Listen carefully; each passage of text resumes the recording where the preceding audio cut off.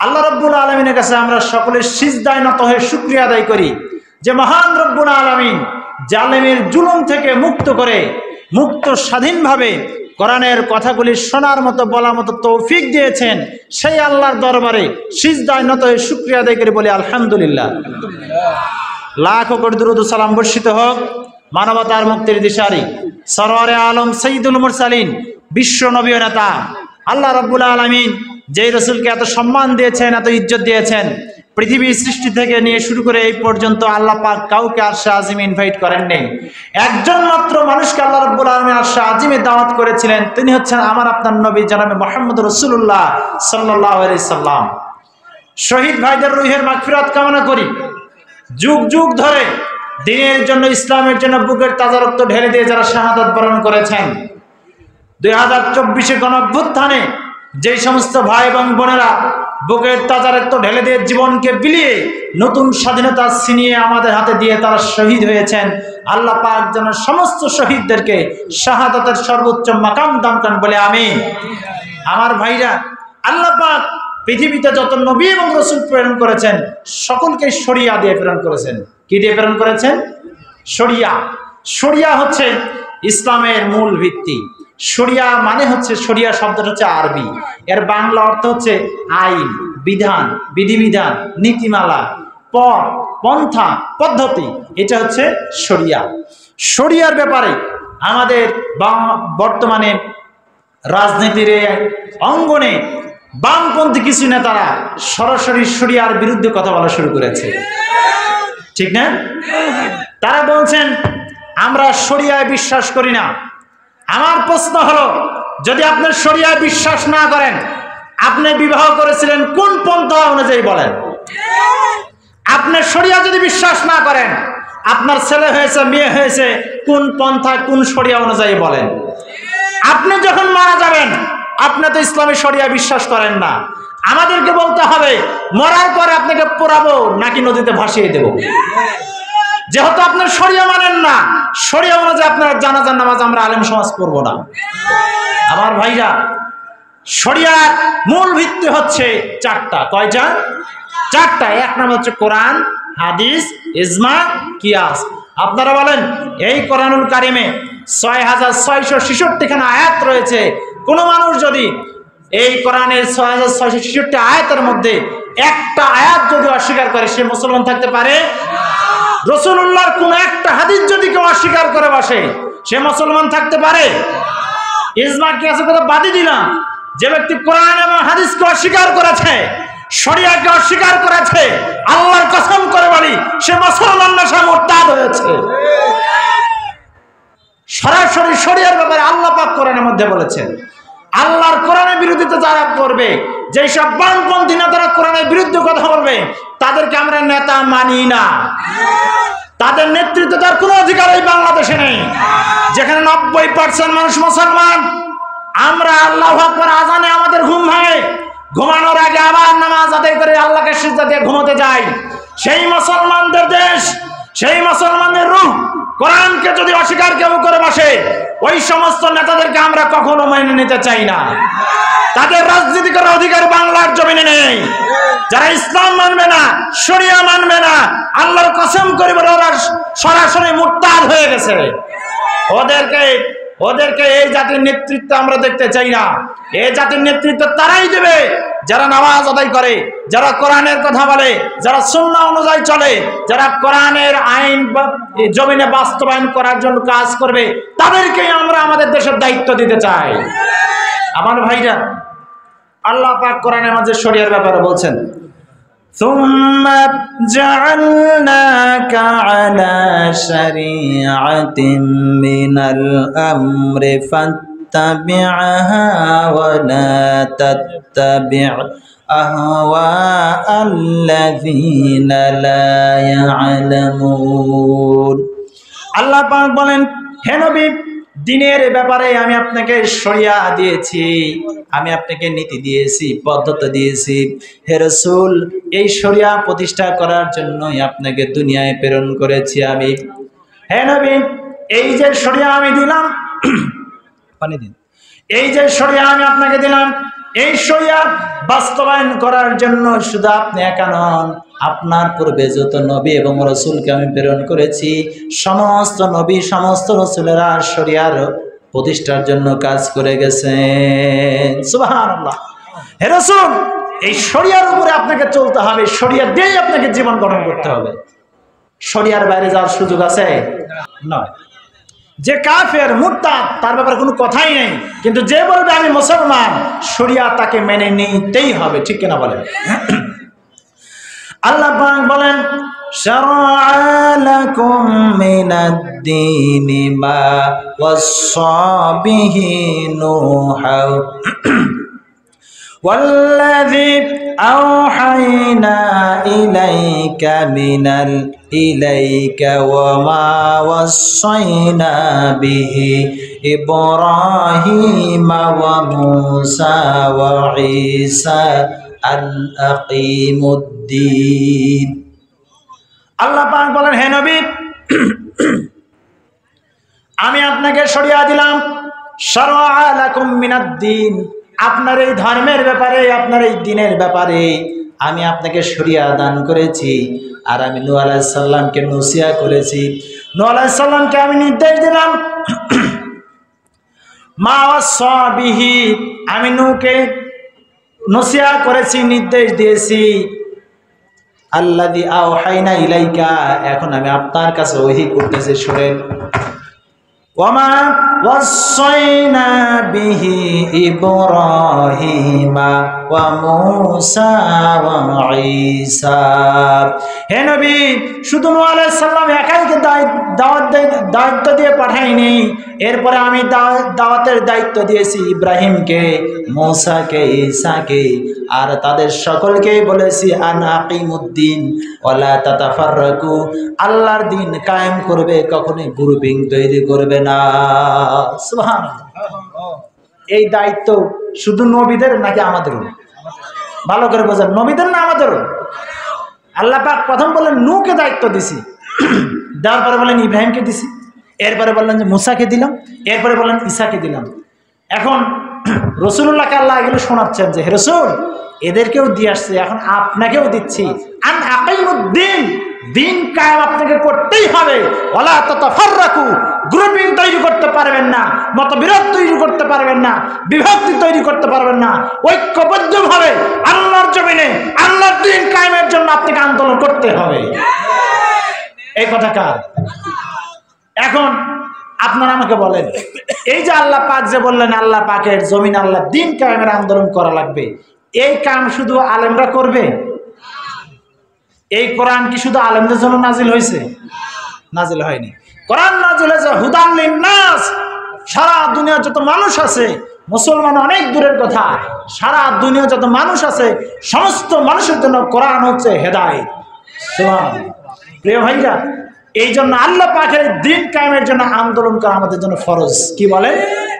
এটা শুধু রাজনীতি নয়, এটা হচ্ছে ইবাদত। আল্লাহর দিন কায়েমের আন্দোলনকে শুধু যারা রাজনীতি বলে ট্যাগ দিতে চায়, তারা মুসলমানের বাচ্চা হতে পারে না। যারা আজকের এই সমাজে এসে আলেমদেরকে রাজাকার বলে, আলবদর বলে, হাজারো রকমের কথা বলে, আমরা তো বলতে চাই এখন যারা এই শব্দগুলি ব্যবহার করে এরা হচ্ছে নব্য স্বৈরাচার। পুরানো স্বৈরাচার পালিয়েছে দিল্লিতে, নব্য স্বৈরাচার পালানোর কোনো পথ পাবে না ইনশাআল্লাহ। আমার ভাইরা, সিদ্ধান্ত আমাদেরকে নিতে হবে। আমরা কি আমাদের বামপন্থী কাউকে নেতা বানাতে চাই? যারা নামাজ পড়ে না, কোরআন পড়ে না, মদ, নারী, জুয়া এইগুলি নিয়ে যারা ব্যস্ত থাকে, এদেরকে কি আমরা নেতা বানাতে চাই? চাই না। আল্লাহ পাক বলেন কাবুরা আলাল মুশরিকিনা মা তাদউহুম ইলাইহি। হে রাসূল, দিন কায়েমের কথা যখন আপনার সমাজের মানুষকে বলবেন, সমাজের ভিতরে যখন দিন কায়েমের দাওয়াত দিবেন, কাবুরা আলাল মুশরিকিন, মুসলমানরা তখন আপনাকে অপছন্দ করবে। আপনার ব্যাপারে এমনিই বলবে আপনি ভালো মানুষ, কোনো সন্দেহ নেই, সবই ঠিক আছে, কিন্তু দোষ একটা, কি দোষ? সেটা হলো লোকটা কোরআন দিয়ে রাজনীতি করে, এই লোকটা ধর্মের নামে রাজনীতি করে, এই লোকটা ধর্ম ব্যবসা করে, এগুলো বলে না? বলে। এখন ধর্ম ব্যবসা তো তারা করে যারা নির্বাচন এলে নির্বাচনে পোশাক পরে, নির্বাচনে একটা ড্রেস আছে না, সারা বছর টুপি ওদের দরকার হয় না, সারা বছর জুব্বা পাঞ্জাবির দরকার হয় না, নির্বাচনের ডেট যখন ঘোষণা করা হয় তখন ওদের টুপি আর পাঞ্জাবির দরকার হয়। আমরা তো আমি সেই কথাই বলি যেই কথা বলেছিলেন শহীদ আল্লামা দেলোয়ার হোসেন সাঈদী রহমতুল্লাহি আলাইহি। তিনি বলেছিলেন, আমরা ধর্মকে নিয়ে রাজনীতি করি না, আমরা ধর্মীয় রাজনীতি করি। আমাদের ধর্ম আমাকে যেই রাজনীতি করতে শিখিয়েছে, কোরআন আমাকে যেই রাজনীতি করতে শিখিয়েছে, আমি তো সেই রাজনীতির কথাই বলে যাব ইনশাআল্লাহ। আমাকে আল্লাহ সৃষ্টি করেছেন, আল্লাহর কাছে আমাকে ফিরে যেতে হবে, আমার জীবনের সকল চাহিদা ওই আল্লাহ মিটিয়েছেন, ঠিক কিনা বলেন? তাহলে এই আল্লাহর জমিনে আল্লাহর দিন কায়েমের কথা কেন বলতে পারবো না? আমার ভাইরা, বামপন্থীরা জানে ওরা যে রাজনীতি করে, ওরা যে আন্দোলন করে, এইটা মানুষের তৈরি করা। ওরা জানে এইটা আখিরাতের কোনো ভ্যালু নেই, এরপরেও যদি ওরা ওর জন্য জীবন দিতে পারে, লড়াই করতে পারে। আমরা জানি ইসলাম সত্য, আমরা জানি কোরআন সত্য, আল্লাহ সত্য, আল্লাহর দ্বীনের জন্য আমরা কেন জীবন দিতে পারবো না? আমাদেরকে তৈরি থাকতে হবে, আগামী দিন সিদ্ধান্ত নিতে হবে এই সমাজ কি বামপন্থীরা চালাবে নাকি কোরআনপন্থীরা চালাবে, সিদ্ধান্ত আমাদের নিতে হবে। আল্লাহ পাক যেন আমাদের তৌফিক দান করে, বলে আমিন। আল্লাহ পাক বলেন, ইন্না আনজালনাত তাওরাতা ফিহা হুদাও ওয়া নূরুন ইয়াহকুম বিহান নাবিয়ুনা আল্লাযী আসলামু লিল্লাযীনা হাদু ওয়ার রাব্বিয়ুনা ওয়াল আহবার। আল্লাহ পাক বলেন, হে রাসূল, নিশ্চয় আমি তাওরাত নাজিল করেছিলাম, তাওরাতের মাঝে আমি হেদায়েত দিয়েছিলাম, নূর দিয়েছিলাম, আর সেই তাওরাত সংরক্ষণের জন্য দায়িত্ব দিয়েছিলাম ইহুদি আলেমদেরকে, ইহুদি ফকিদেরকে। তাদেরকে আমি এই শরিয়াত দায়িত্ব দিয়েছিলাম, তারা যেন এটা সংরক্ষণ করে, এর জন্য সঠিক বিচার ফায়সালা তারা করে। কিন্তু সমাজের বুকে যারা প্রভাব প্রতিপত্তিশালী, তাদের কোনো বিচার হয় না। অপরাধ করলে বিচার হয়, সমাজে যারা দরিদ্র দুর্বল তাদের বিচার হয়, ঠিক না? এইরকম সমাজ ব্যবস্থা কিছুদিন আগে আমাদের বাংলাদেশে ছিল।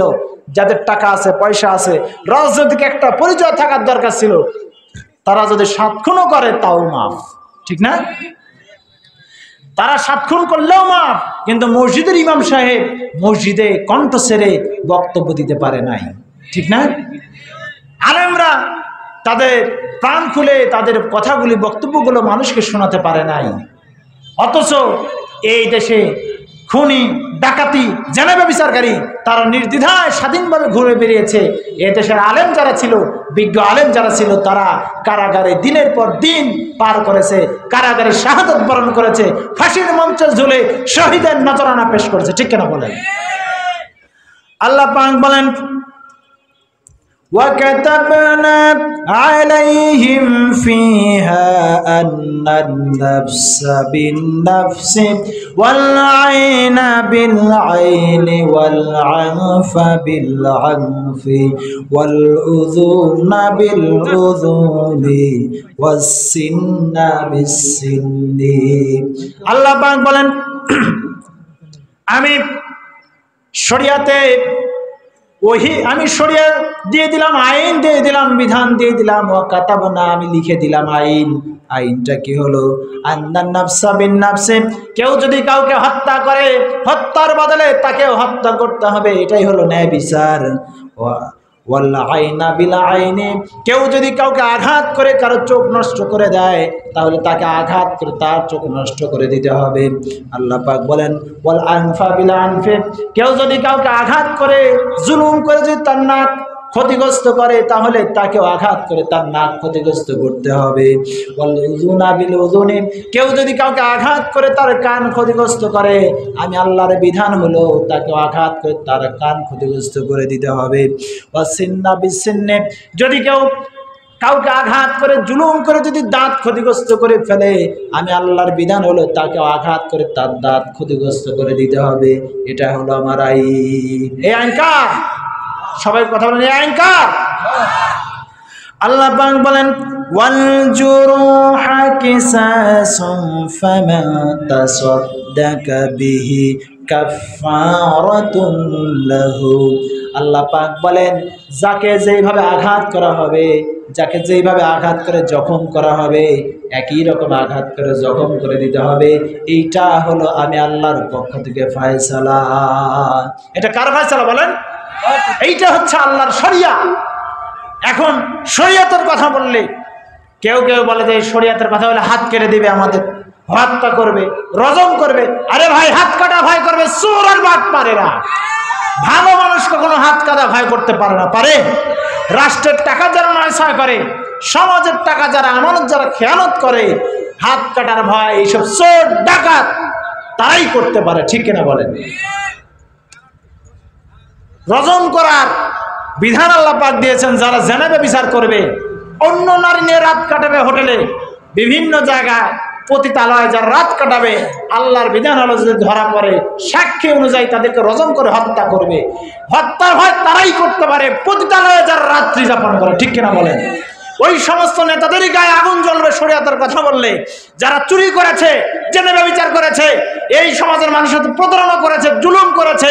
শরিয়ত যদি প্রতিষ্ঠিত হয়, সমাজ থেকে অন্যায়, জুলুম, নিপীড়ন, নির্যাতন সবকিছু ধূলিসাৎ হয়ে যাবে।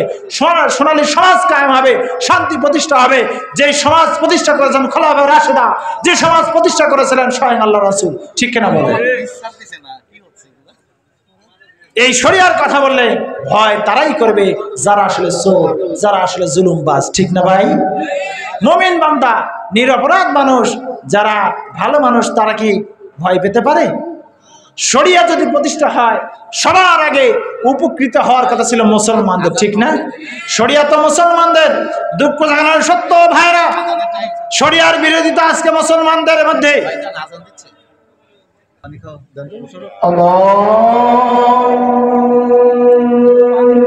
আকবার, আল্লাহু